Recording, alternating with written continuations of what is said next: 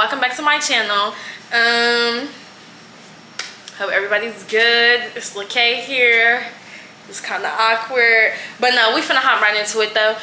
If you guys watched my last vlog about Daytona and stuff, you guys saw at the end where I said I was gonna do like the truth about NCAT cheer vlog, and that's what this is gonna be. Before we start with anything though, I do want to say this video is not intended to bash any individual, any team, or any program. It's literally just being used for me to express my feelings and my personal experience while cheering for North Carolina A&T. So yeah, let's get right on into it, shall we? Just as kind of a place to start, I kind of want to describe like the timeline of how the season goes just a little bit, so like we can kind of have an idea of what it looks like. But then also, I'm not going to say too much because I still want everybody to still kind of have that like surprise for people who are looking to try out and stuff like that. But just going down the timeline, you start with like summer workouts, and you start with learning like the material, like the cheers and dances over the summer. Then you come to work week. That's 2 weeks. You're preparing for NCAT camp, and then you go to NCAT camp, and then you come back, and then it's football season really, and then you go into basketball / Daytona season-ish. Then it's Daytona. Then you come back. You have like the SBs, the ring ceremony, and then yeah, that's pretty much the timeline of how it goes.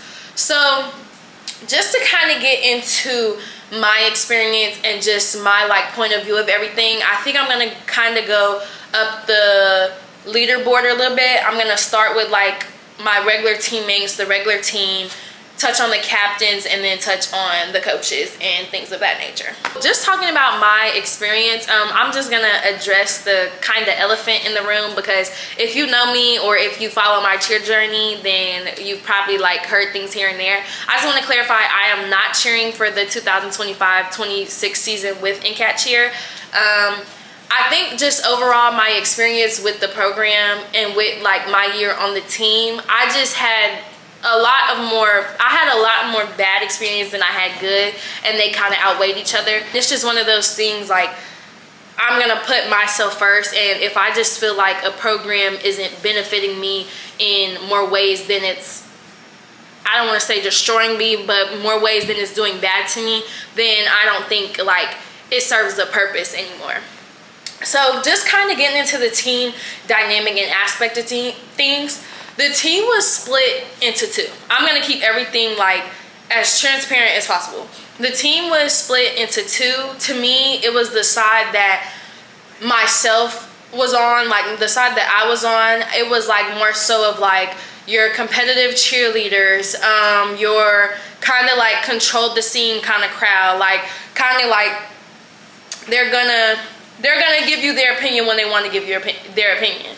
And then like the other side was more so of like they've been here for a good minute, like they've been on the team, like these are a lot of like your seniors. They have competitive cheer backgrounds, but maybe not from dominant gyms like the other side have. So it's just like that. To me, that's how it was kind of split up. And then you had like a majority of the people on this side was like on that, majority of the people on this side were on that. So it was just that's just how it was. That's how I saw it, and that's what it was. Kind of on the side that I was on, I feel like our side kind of set like double standards amongst ourselves and amongst the team as a whole.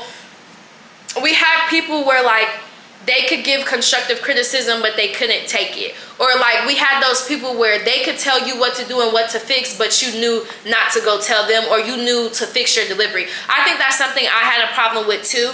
Not more so on the double standard side, because I feel like I was that athlete that could take constructive criticism from my peers and my coaches, and I could receive it and give it. So I don't think that was my thing. I think my biggest obstacle from the side that I was on was more so, it wasn't what I said, it's how I said it. I could have fixed my delivery on a lot of occasions on the things that I said to people on this team, and I will take all accountability for that, because that's just true, and that's something that I need to work on. And yes.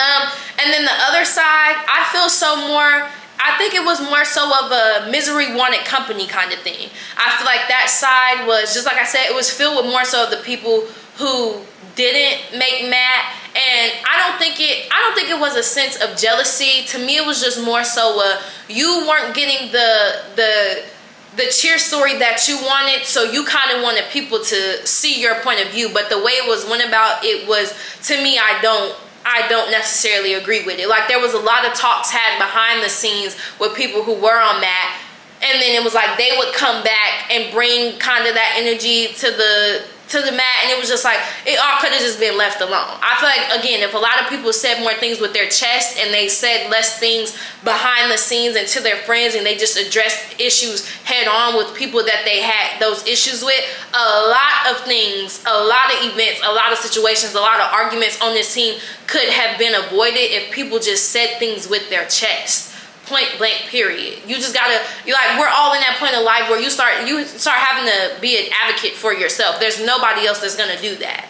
Like, it's like the pity stories and the pity parties, they have to stop somewhere. And for a lot of y'all, they were stopping with me. But man, like, and just really quick, the other side of people, like, once we had got Matt and everything, like I told you guys, the side that I was on, most of our people were on Matt or they were made as the alternates. So like, our whole side was always there at the Daytona practices. The people from the other side, they would pop in here and there, and we would always be genuinely confused, because when they would come, whether it was because they had to drop off a uniform or whether they just showed up, they were always in the front of the routine or the front of the mat with the straightest face in the world. We're doing a full out. There's no cheering. There's no nothing. They're looking at us like, or an occasional, come on, y'all. And it's like, why come if you're not going to support? Get what I'm saying? But then when we had the showcase, these were the same people that a couple weeks ago, they wouldn't open their mouth to just give you a, you got it. These were the same people that were dead center smack in the front of showcase, jumping up and down, cheering, yes, you guys got it, texting in the group chat the day before we go on at Daytona, day 1 and day 2, like, yes, y'all got it, I believe in y'all, da-da-da. It's like when it was time to get that ring or get them celebrations, everybody wanted to be a part of the team now. Everybody wanted to show their support and they love, but it's like, y'all wasn't doing this weeks ago. You were not doing this. Like, and it's like, just stop faking for the internet. Just stop. Like, or for the public in this case. Like, stop faking for the public. Like, just be who you are. Like, just accept who you are, be who you are, and stand on that. Like, you chose your side, stand on it.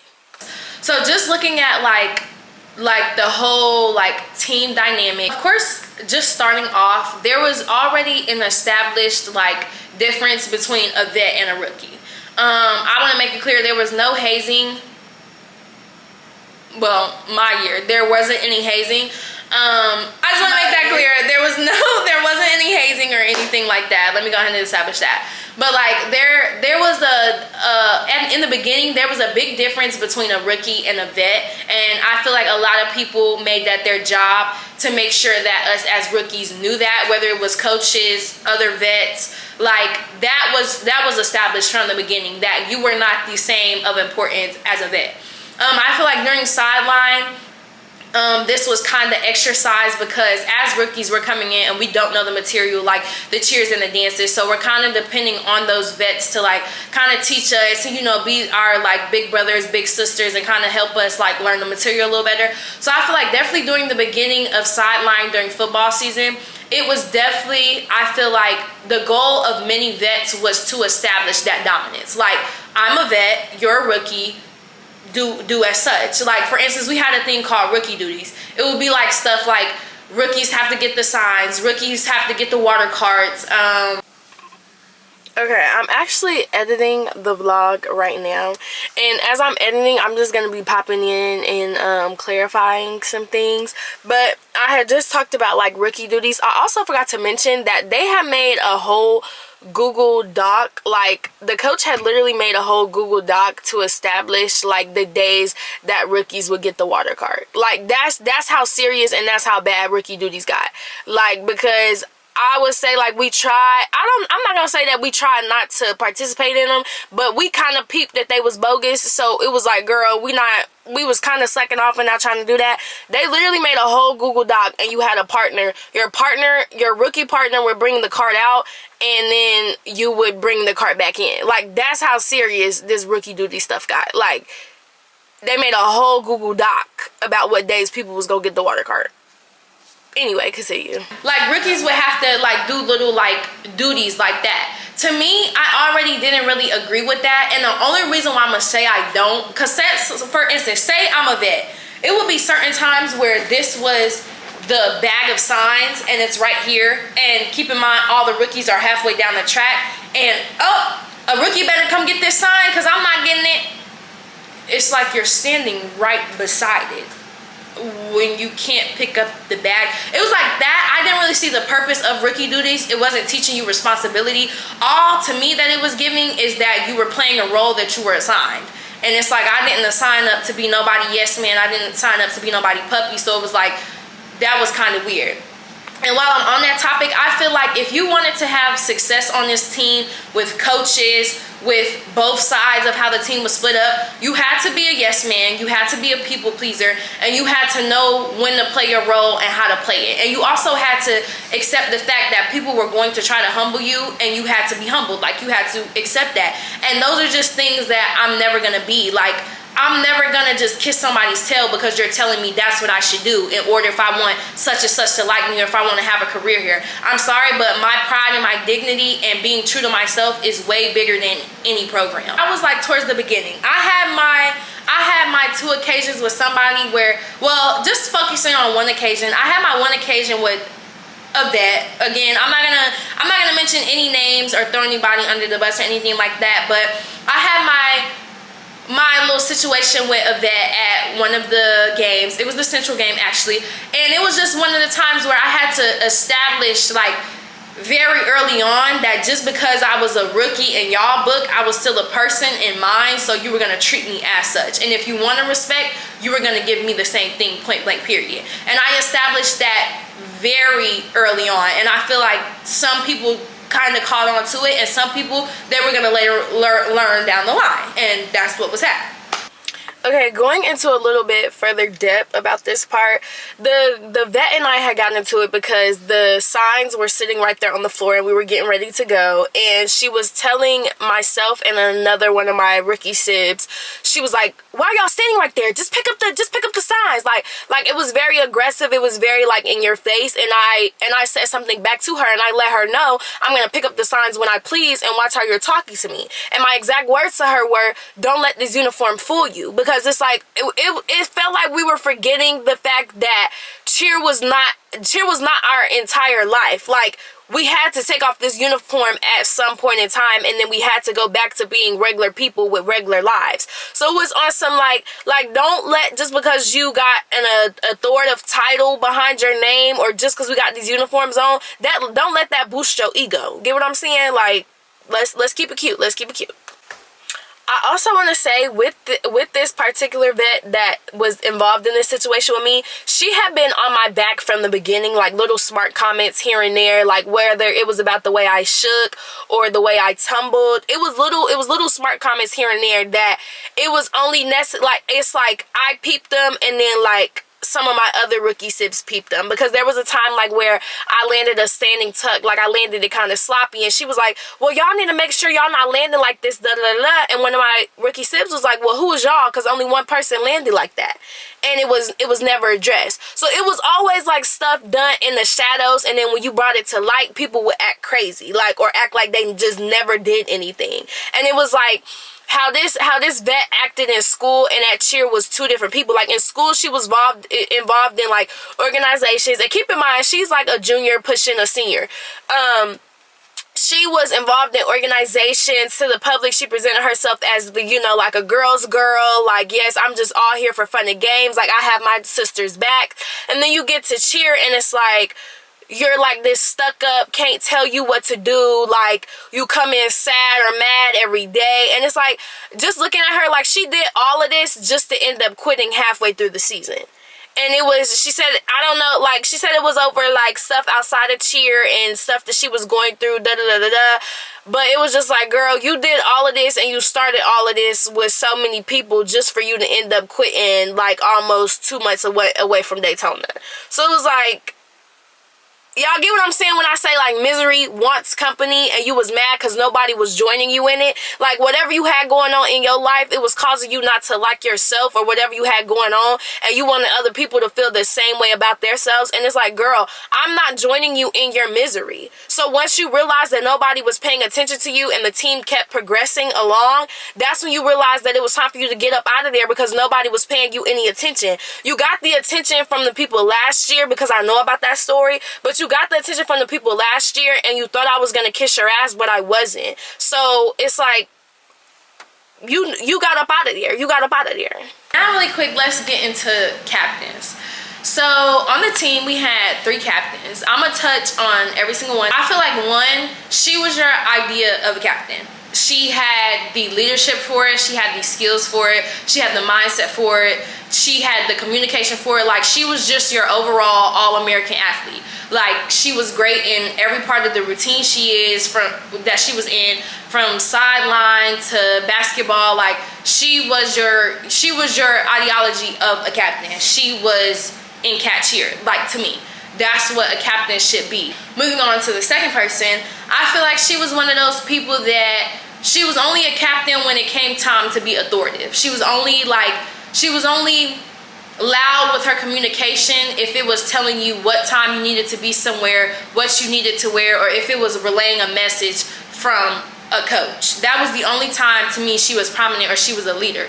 Like, but when it came to stuff like conditioning or stuff like being in the routine or sideline placements, she was leading that from the back. So it was like, it didn't match. I felt like for her, it was more so like, you got the title, so that's all you really needed. You got the title, but you weren't doing the responsibility that came with it.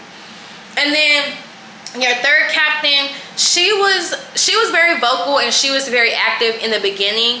And then, like, towards basketball and towards Daytona season, she kind of started being absent more. She wasn't on that, so I guess that's, like, understandable, but it's like, she just kind of disappeared, and the only time you really saw her is whether she would come to some of the Daytona practices or if she was showing up for, like, a situation. Like, I had like 3 like sit down situations throughout the whole season, and it was like she showed up for those, which I was always kind of confused because you're showing up for a situation that you weren't there to witness because you aren't here anymore. And then even when you do show up with those situations, it's like you're not going to be neutral, because one thing about me, I peep everything and I see everything. She was more so on the side of the team that I wasn't on, and the situations that I had was from people from her side of the team. So it was like when you were showing up to handle situations and be a captain, you already heard your friend's side of the story. So it was like you were going to be biased already. And I feel like as a captain,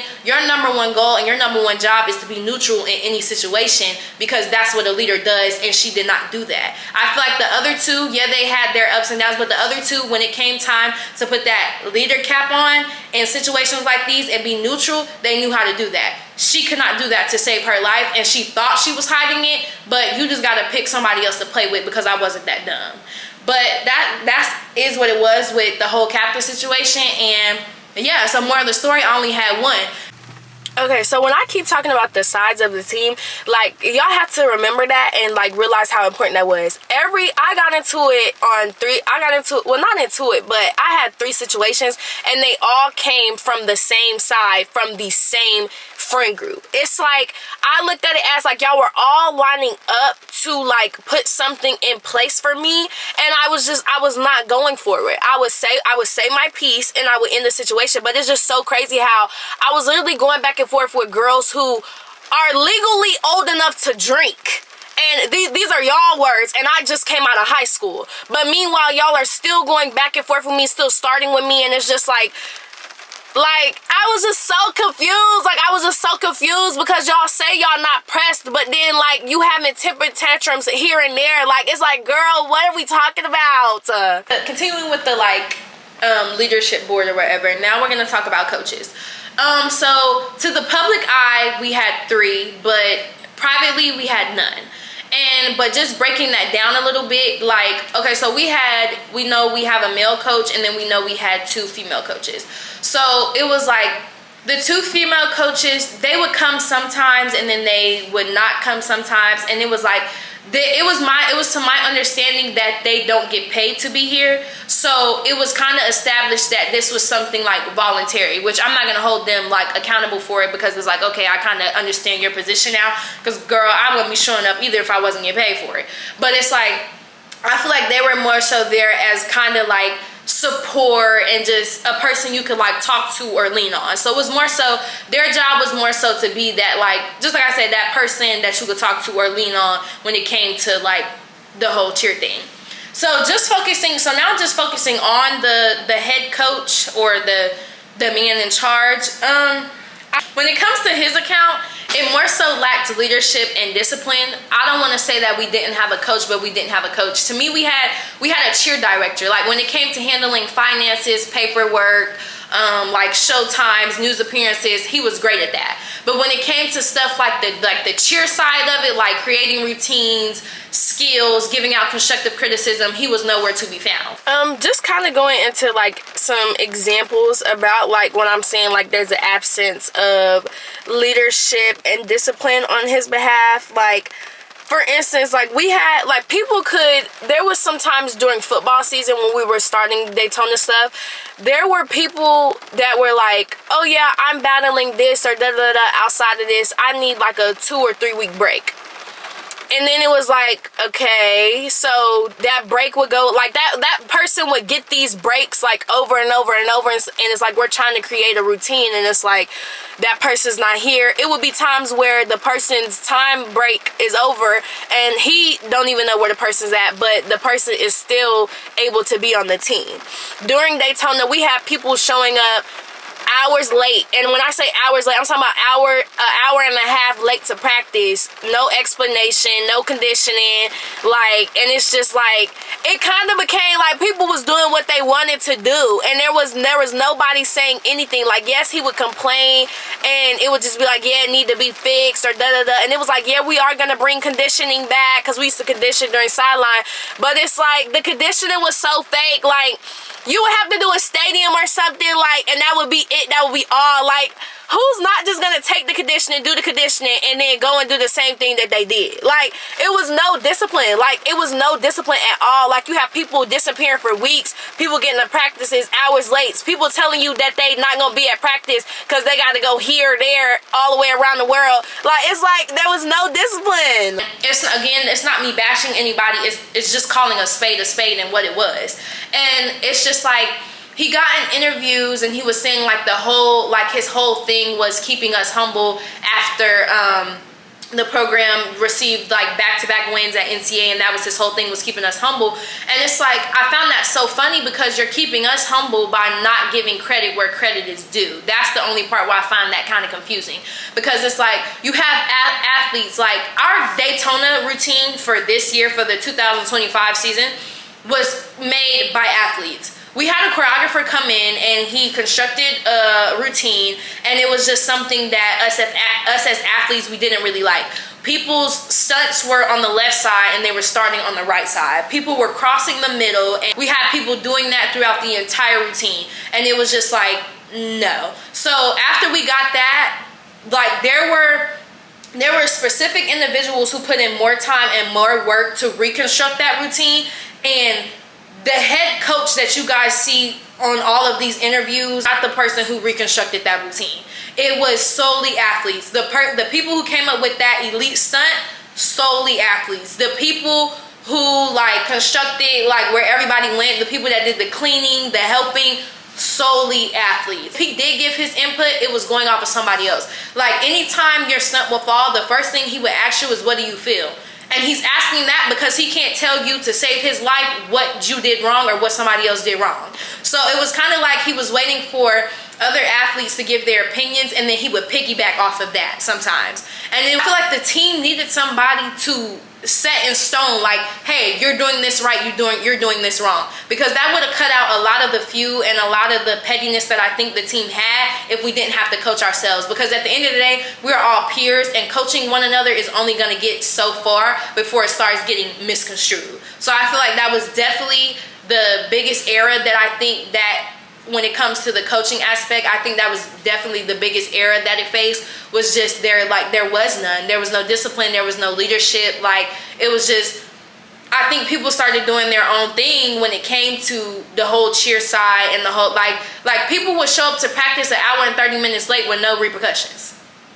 Or people would say, hey, I'm not coming for practice for 2 to 3 weeks because I'm going through this and that, and there's no repercussions, no question asked. And it's just like, what kind of program are we running here? Like, I'm genuinely confused. I'm genuinely confused. Okay, so now that we're done with the kind of leadership board or whatever, let's get back into like my like personal experience. But we did like journals, like expressing ourselves, like when the Daytona season and stuff started. And this is just to kind of show like how I felt. Like, this is me showing that my feelings were very, like, I already knew how I felt about this team in the beginning. Okay, so the journaling was like the head coach's idea. I think they said they did it last year. I'm not sure, so don't quote me on that part. But he just wanted us to start journaling because, like, I don't know, I guess it was the therapist in him. I think he said, like, so we could kind of keep up with, like, how we started and then how we were going to finish, like, after Daytona. I guess, like, more sentimental stuff. Like, that was the whole thing with this team. This team was so sentimental. If we wasn't being sentimental, we was crying or fighting. This team was, like, so sentimental, and it was so crazy. Like, somebody was crying every 5 seconds. But that's what the whole point of the journal was, to keep the sentimental stuff going. So this entry was on January 14th. Let's see, I don't think y'all could, okay. This was on January 14th, and the question was, what is my why for NCAT cheer? And I said, my why for this specific program honestly isn't clear for me yet. A big part of my why I joined guest solely to my family wanting me to. I do love the sport, and it is truly my passion. However, I started talking about my world's performance. We not gonna get into that. This specific team and individuals don't add to my why. I'm glad I got the experience and met the many people, but I'm ready for this journey to be won and over. Cheer will always be my first love. It was there in light and dark times. It's such a strong outlet for me that when God speaks to me through it, it is impossible for me to ignore it. I put all my faith in Him, that He put NCAT cheer along in my journey to prepare me for something better. With love and honesty is how I ended it. So that was January 14th. So this was like early on, sis. Like, this was early on, because we didn't go to Daytona until like April. So this is early on. The next entry was January 22nd, and the question was, what am I going to do to not be outworked? Just like naming stuff like reps of my cartwheel tug,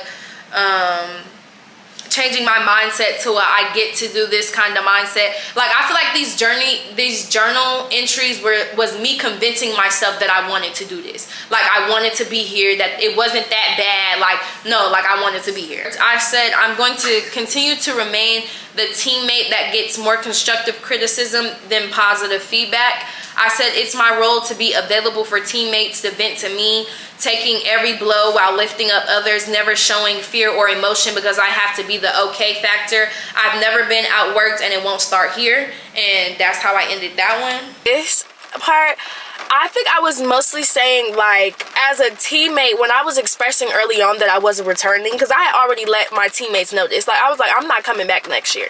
To me, it was just being, like, brushed off a little bit. Like, okay, like, dang, you not coming back. Like, we gonna miss you. Like, it was crazy. Like, it was just, at a sense, it was just showing me, like, y'all not gonna miss me as a person. Y'all gonna miss what I was able to do for y'all. The talent and the skill I brought to the team. But missing me as an individual and as a person, yeah, that wasn't a card on the table. And it was just like, it is what it was, but that's how I took it, is basically what I was saying in this little section right here. And then I said reflection. This was February 6th, and it was the reflection of the past 2 practices. I said the energy was good, everyone's happy, locked in, and seemed like they wanted to be here. Make sure y'all remember that. They seemed like they wanted to be here. I think some vets and rookies can be more mature, accountable, conditioned, and held to higher standards. I said the practices weren't too difficult, nothing I haven't done before. I could personally do this during work week, so on the team aspect, no comment, LOL. Number 6, I said, I realize that I'm not getting anything out of this personally. Rather, I'm working through God's will to serve him and his plans he has for others. It's bigger than just me. So again, like, it's kind of like I'm seeing a theme throughout these journal entries that like I'm like convincing myself that, okay, like this is bigger, like this is bigger. At this time, I was convincing myself. Now that the journey is over, I absolutely believe that God put me on that journey to prepare me for something greater, better, and bigger.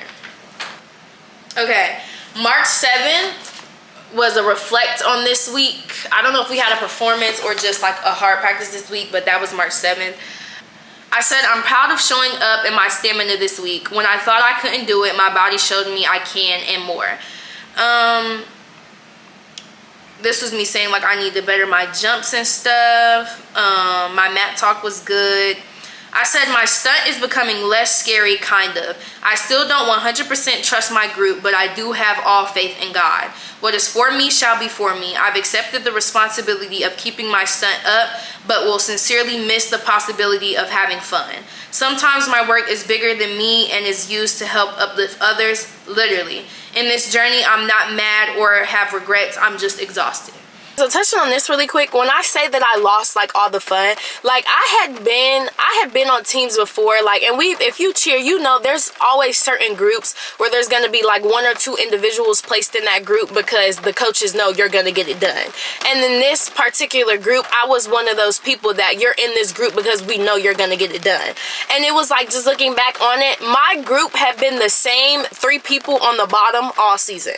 And I feel like nothing changed about our group from sideline to Daytona except the flyer. And it was like we went from hitting all sideline, never dropping a stunt, and then now at Daytona it's like we averaging like 1 out of every 5 reps. And it was like the only thing that changed was the flyer. And it was like, I don't know, like, it's like people got a little lazier because the flyer switched. I don't know if it was the flyer, but it was like just simple things like that was dead in your face. Like, this the only thing that changed, that we not thinking that we should switch some people in and out. Like, it's obviously not working. This same person has been on about 3 or 4 groups. A lot of people have been under this person, and like I even asked, was it my position? Like, was it something that I was doing? It was a practice I had my teammates step in and side base the stunt because it would not stay up to save my life. It would not stay up, so I was having people come in to, you know, step in my position to show me what I was doing wrong. We had like 4 or 5 people switch in and out of my position, and it was still not staying up in the air. And I feel like with stuff, when it's that obvious in your face, what's the common denominator? It's like, why are we acting like blind to it? Like, we're not that dumb. We're not that dumb. And this was, again, I feel like me like convincing myself that, okay, like, it's bigger than me. Like, yeah, you putting in all of this work, and yeah, you gonna get something out of it. But it was like, yeah. Your sis was exhausted. It was an entry about stuff we did good. Our first appearance. This was on March 28th. I said I'm ready to do it. I think everyone will show up and do their part. I'm looking forward to this being over. My goal is to hit. One thing I will remind myself is that God has me. Just here really quick, like, if it sounds like I'm not confident, when we was going into this appearance, y'all, I was not. Like, all girl had the least amount of reps out of everybody in that gym. Whether it was just us not doing the reps because people were showing up late, or it was an injury from the same person over and over, it was just like we was behind in reps. Like, if everybody else was at rep 500, we were at rep 25. And it was like, and there was just nothing to be done. Like, we didn't get asked if we wanted to water down the stunt until like later down the line. Meanwhile, there were groups with boys who had got like new flyers here and there that they were already asked, hey, did y'all want to water this part down? But it's like, we've been falling on this since we got the stunt, and it never occurred to anybody to water it down. I will say that when we were asked, though, half of the group said no and half of the group said yes. So we did establish that we weren't going to water it down after it was presented. But it was just like, dang, like, we was falling all season, and y'all, you didn't think to ask us if we want to water that down. Like, okay, I guess. But yes, the journal was just kind of like, just to show that, like, it was from the beginning, I was seeing that I wasn't going to be here for long. moral of the story. Like my heart just wasn't with the team. It was just no. But let me establish, I'm always going to give 110%, and I'm going to finish every job that I start, because that's just been something I've been taught and raised to do. If you start something, you're going to finish it, and you're going to do it 110%. And that's something that I will always believe in. Now getting into like, I think the goal of this program for some people was to be a humbling factor in people's life.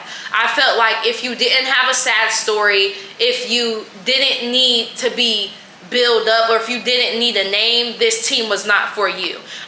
Coach himself clinged onto people who came from like struggling backgrounds, or who maybe didn't have a profound name in the cheer world, or who, like, it was just like you had to have a sad story to mean something to him. Like, I think he liked to see tears more than he liked to see like happiness or mad. Like, I don't know, like that's how I personally took it. If you did not have no sad story, if you did not need him to make you the athlete that you wanted to be, he did not see any purpose in you. I feel like for him and a lot of the vets on this team, their sole goal was to humble rookies coming in, and I did not agree with that. I was also not going to be a rookie that you were going to humble, especially if I did not come in on anything cocky.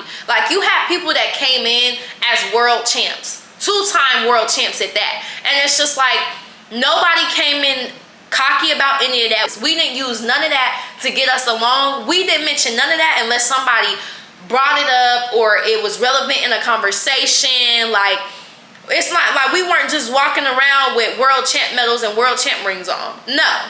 So it was like for people to take the humbling route, it just honestly, it surprised me, because to me, we just weren't those people that needed to be humbled. I think the coach also played a big role in that, because it was a Zoom call that we had one time where it was a certain rookie. When she got her correction, it was very blunt. It was like, hey, insert her name here. It was, hey, you looked a hot mess. I don't like looking at you. I don't like anything you do, and you need to fix it. And I wish I was exaggerating on how the way I just put that, but that's exactly how it was. And then it was, but for my vets on this side of the formation, some of the rookies in the back row look better than you, but it's just y'all need to get it together. Y'all need to get it together. And it was stated on multiple occasions that you have people further back in the formations that looked better than vets in the front, and the formations never changed. It was never fixed. It was maybe said once or twice, and after that, it just stayed the same. But anytime we did public appearances, like that Daytona routine or like our G-Ho performance, those people got moved to the back. But during regular sideline, like basketball and football, those people were still in the front. So there was a lot of rocks being thrown and hands being hidden at the same time. It's because, like, you're telling us one thing, but then we get in front of everybody else, and it's like, okay, you can't fake the funk no more, or you can't hide it, so now you want to move everybody around and make it seem like it's always been this, and it hasn't. To me, this program and this team would have did a lot better this season if everybody was true to themselves. I feel like there was a lot of, oh, I really don't like you, but I'm going to get in your face and smile and act like I'm your friend because we just have to do it because we're on a team. No. You have to respect people because you're on the team with them, but me being your friend, that goes back to the people pleaser, the ass kissing, the being a yes man, and that's just something I'm not gonna do. I'm going to respect you because I'm on a team with you, but you have to understand you're not gonna like everybody in your life, and everybody's not gonna like you, and you have to be okay with that. And some people need to come to truth with themselves in order to be the best teammate or person they want to be in these kind of environments, and that's just something that was not being done. And it's like this team will be the biggest success story for some people's lives, and there is nothing wrong with that. NCAT cheer will be the biggest thing they have ever done in their life, the biggest success they will have in their life, and there's nothing wrong with that. It's just that for me, I want more, I have worked for more, I have earned more, and I deserved more, and this is coming from my personal work that I do on and off camera, and this program was just, it just wasn't my ceiling. It wasn't where my story in cheer was going to stop, and it wasn't going to humble me, and it wasn't going to keep me in this place. And I think that was just a realization that I came to, and I feel like if you do call yourself my friend or my teammate, the only thing that you can do with that is respect it at the end of the day, because that's how I feel and that's how I saw it. So the last little receipt that we have is going to be like the end of year note that all of us get. It's different for everybody, and yeah, but we're just gonna address some of the contents in the note a little bit. It was just like, okay, thank you so much for being a part of my anti-cheer family and for believing in me enough to trust my vision. Number one, the year that I was a part of this program, it was anything except for family. And then also addressing the part believing in me enough to trust my vision. I don't think there was a vision to trust in, unless it was ordering a Subway sandwich or what we were going to eat for dinner or establishing when the bus was going to leave from the stadium. I don't think there was a vision to trust in. So I was just confused on that part, on what I was believing in or trusting in, because I never placed my faith in anyone but God when it came to this team. Anyone but God. Balancing life as a full-time student and a full-time athlete is no small task, but you've done it with such strength, determination, and grace. And that's just in comparison of how many times we had people crying left to right. So I definitely agree with that statement, because we had tears almost every day. Like every practice, every session was like a therapy session. Everything was a therapy session. There was an incident where somebody wanted to fight me on the bus, and not one time did we include an AD. Not one time did we include campus security, campus police. No. But you know who we did include? A campus counselor. We went to a therapist session. Me, the person who wanted to fight me, and the coach, and a counselor. But okay. I know you made the decision not to return next year, and while I'll miss having you, I completely understand and respect your choice. Yeah, because I think we're respecting the fact that somebody wanted to put their hands on me, and we just basically said, okay. Talked about it, had a little therapy session, said we had this mental problem, we were battling this, we were sad about this, and yeah, so. And after that, we just brushed that under the rug. I truly hope that your first year as a college cheerleader has been meaningful and enjoyable. I think we know how that went. Despite the hard work, early mornings, and sacrifices. More than anything, I hope you've gained something special from being part of this program. I actually did. I think my relationship with God got so much closer because of this team. And that's one thing I can give credit to about this team. They showed me that, like, it really pushed me to having a better and closer relationship with God, because in times like this with this team, other than having my two friends from the team to talk to and like my bigs to talk to on the team, I really only had God to talk to. So I do think that I got this out of that team, so I'm not gonna joke there, but yes. Now let's take over Daytona and make you an NCAA college national champion. You deserve that moment. What I went through this season, I absolutely did. I absolutely agree with you. You're absolutely right. I definitely deserve that. Okay, last thing that I forgot to touch on a little bit before we ended the video is that, like, a couple spots, I feel like in certain situations, spots were just handed to people. Like, for instance, like the person that I had gotten into it with, for instance, like I was arguing with somebody who wasn't supposed to be on mat in the first place. Like, she had got her spot because her friend told the coach that she didn't want to go to Daytona, and that's how she got placed in the routine, because somebody else stepped down. Because it was like, this was gonna be alternate season part 2 for you, but again, like your spot in basketball, this position was handed to you. And it was more so like people that he was investing his time in, he was finding any way, any situation to ride for them. Like if it was his choice to put you on the team, it was nothing was ever gonna be your fault, simply because he had to back you, because it was his choice to put you in that position or put you on the team. You know what I'm saying? You were handing out these things to people that obviously did not deserve them, but it is what it was. I got mine out the mud, and yeah. Ending this video off with a little like positivity, and all jokes aside, I will say that I gained two of the most loving and funniest people that I ever could have got from this team. Say that is a positive. That and my relationship with God was a very big positive out of this team. And aside from those two people, I also met some great individuals as teammates. I got to know a couple of people more from the side of the team that I was on, and yeah, I wouldn't trade them for the world. I will say though, This will be my last time that you guys see me at NCAA College Nationals with NCAT cheer, but it will not be the last time I will be performing at Nationals. So just stay tuned to see where your girl end up at, because yeah, my journey is far from over. It's far from over. And this is not the end of my story, but more vlogs to come. Hopefully more chit chats to come. Hopefully more ones on more like positive notes. But yeah, until next time.